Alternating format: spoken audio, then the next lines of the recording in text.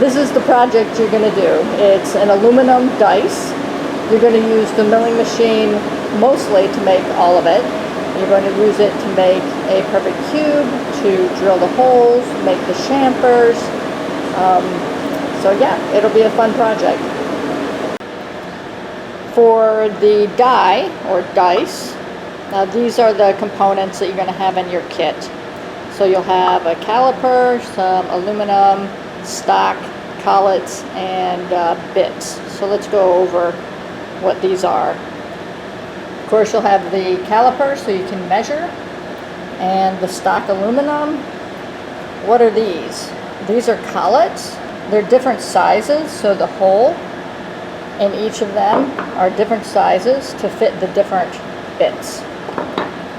And then we're going to have some bits.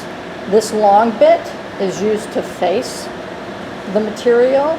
You're going to have several different sizes of these bits, and these are for drilling the holes on the die. And then this one is used to locate and calculate distances.